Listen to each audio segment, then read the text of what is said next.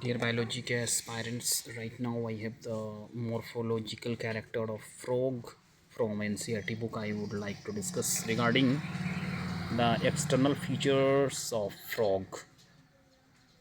You will see here the trunk, head, eye, four limbs, hind limbs, and external features of frog with the help of this picture.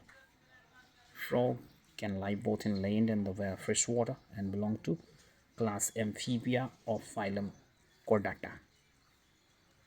So the most common features of the frog found in India is Rana tigrina, the most common species.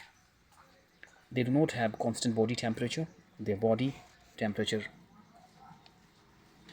varies with the temperature of the environment, यानी कि वातावरण के अनुसार यह बने को बदल लेते हैं. Such animals are called the cold-blooded or poikilotherms. यह वातावरण के अनुसार अपने को एडजस्ट कर लेते. You might have also noticed changes in the color of the frog while they are in the grasses and on dry land. अलग अलग जगहों पर कलर इनके अलग अलग होते हैं. They have the ability to change the color to hide them from their enemies. Camouflage.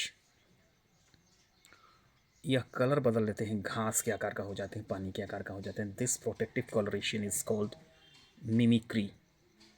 Mimic artist को देखे ही हुए हैं, तो मिमिक्री वही शब्द है. You may also know that the frogs are not seen during peak summer and winter.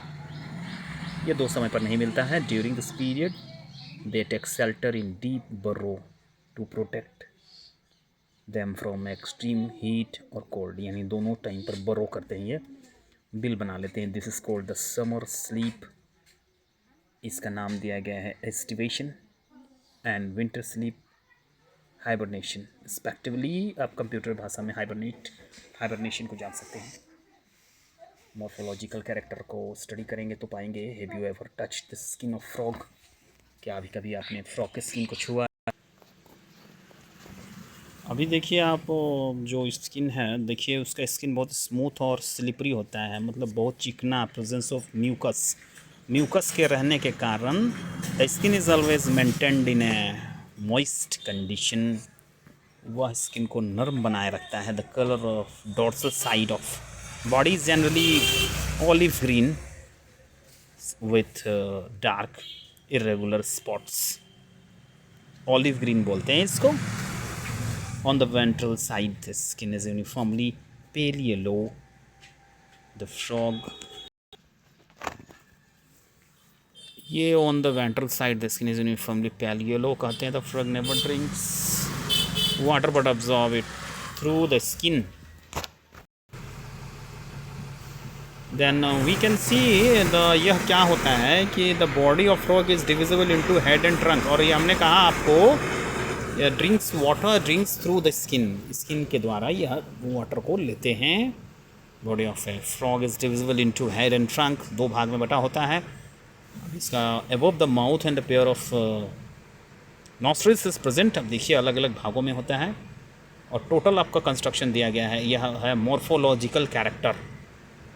अब anatomical character अंदरूनी हो गया, मॉर्फोलॉजिकल बाहरी हो गया, जिसमें द हिंद लिम्स वगैरह in 5 digestion they are larger and muscular. तो ये विभिन्न प्रकार के हैं जिसको आप स्टडी करने पर यह कंटेंट को आप पाएंगे. And you will get the external features is known as the morphological characters and anatomical view is known as the internal character of the frog. And the diagrammatic representation of the internal organ is a frog showing complete digestion. You will see here with the name, no, I mean, with the giving the names of the different parts of the body of internals of the frog.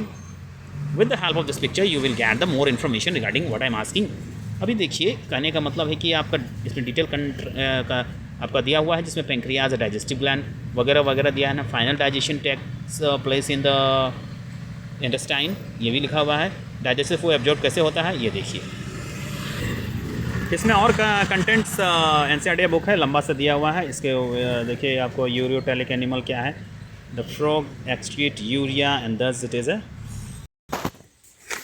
then these contents will provide you the Nice, greater information regarding the frog, and more male reproductive system is here, and you will see here the female reproductive system of a frog, and contents are here. Frogs have well organized the male female reproductive systems. Last content is here. Frogs are beneficial for mankind because they eat insects and protect the crop. Frogs maintain ecological balance because these serves as an important link of food chain and food web in the ecosystem. In some countries, the muscular legs of frogs are used as food by men. We will meet in next session with a lot more. Till then, thank you. Thanks for watching the video.